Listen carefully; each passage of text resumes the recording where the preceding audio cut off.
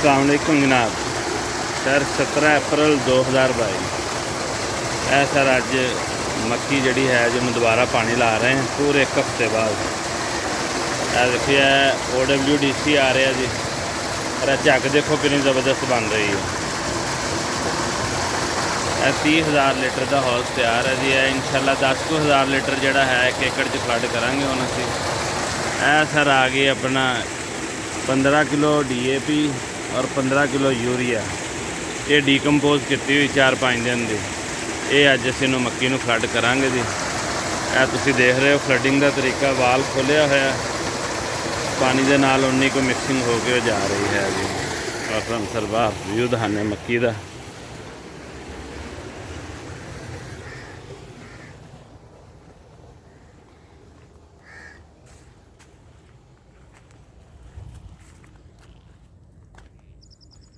Sir Subhani 10 kilo बीज 8 kilo बीज नाल जिहड़ी लगाई गई है, सारी कटाई हो गई है, बनाई भी हो गई है। ये इंशाल्लाह कल या परसों इंशाल्लाह इनकी थ्रैशर जिहड़ी है, क्योंकि बाकी कणक हले बन रहे हैं, जो ही वो भी बनी जाएगी तो थ्रैशर करवावांगे। और ये वेस्ट डीकंपोजर का तुसीं कमाल जिहड़ा है देखो माशाल्लाह जी, ये बहुत ज़बरदस्त है। बहुत हार्ड ज़मीन है मेरी है, और आहिस्ता आहिस्ता काफ़ी बेहतर माशाल्लाह हो गई है। देखो इस फुली ऑर्गैनिक है, विच तुहानूं सारियां जड़ी बूटियां नज़र आ रही ने, ये फुली ऑर्गैनिक है जिहदे कोई बाज़ारों इनपुट लैके नहीं दिता, ना कोई इनू खाद पाई। इनू सारे गोबर डीकंपोज करके उही असी फ्लड करते रहे हैं। तुसीं फंडा देख रहे हो माशाल्लाह, काफ़ी मोटा सिट्टा है जी इनका। बाकी थ्रैशिंग तो बाद इंशाल्लाह वीडियो शेयर करांगे। और इहदे सरसों भी सी, 28 किलो सरसों इहदे चों हुई है। थोड़े थोड़े पौधे लगाए सी सरसों दे, और बाकी 3 साइडां ते धनिया लगा होया, उनकी भी हुण एवरेज जिहड़ी है इंशाल्लाह 8-10 दिन च पक जाएगा। वो भी शो करांगे किन्ने किलो धनिया इहदे चों धनिया का बीज हासिल होया। इधर नैपियर ग्रास है जी, तुसीं देख रहे हो।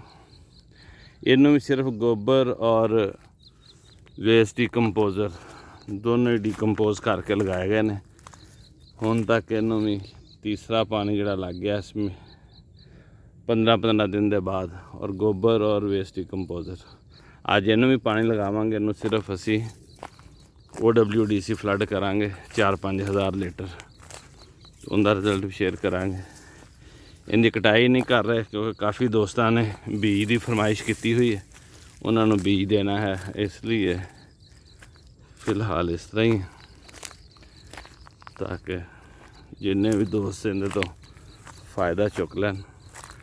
और तकरीबन 7-8 दोस्त ने जिन्होंने चाहिए, और इंशाल्लाह उन्होंने फ्री जिहड़ा सीड दिता जाएगा। कोई इनके चार्जिस वगैरह नहीं है। होर भी किसी भाई को कोई कनाल 2 कनाल का चाहिए हो तो बिल्कुल आके मेरे को जा सकता। और सर सामने मक्की आ गई ऑर्गैनिक के भी जी।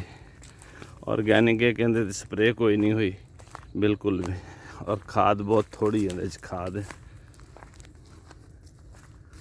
इहदे नाल जिहड़ी दूसरी रवायती मक्की असी लगाई है, उन्होंने 6 बोरियां इस टाइम यूरिया, 1 DAP दी और 1 पोटाश की पाती। और यह जी मक्की इनू सिर्फ जड़ियाँ है ने 2.5 बोरियां हुण तक जड़ियाँ ने यूरिया दियाँ और 1 DAP दी, और इस तो इलावा कोई चीज़ नहीं इहदे ऐड की गई। माइक्रो न्यूट्रेंस के स्प्रे वो भी जोड़े अपने बने हुए ने, वही इनू दालां वगैरह वाले वही किए गए हैं। और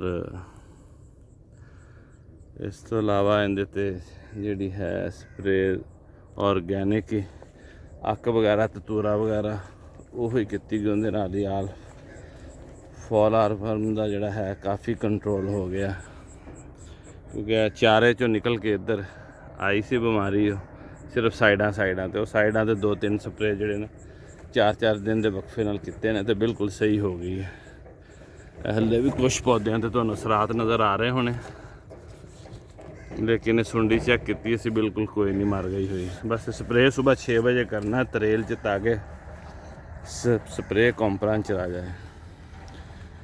और मक्की का इस टाइम तुसीं कद देखो माशाल्लाह, कोई 10 फुट 10 फुट के करीब हो गया जी। 6103 वैरायटी है और 42 इंच के बैड से 3 लाइना जड़ियाँ लगियां हुई और ने।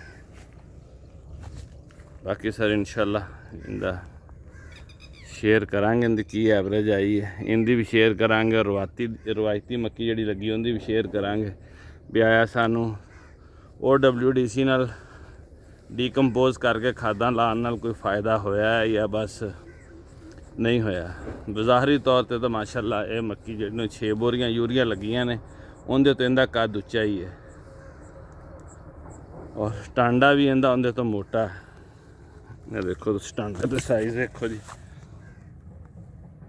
बहुत मोटे माशाल्लाह टांडे ने और बहुत अच्छी होंगी।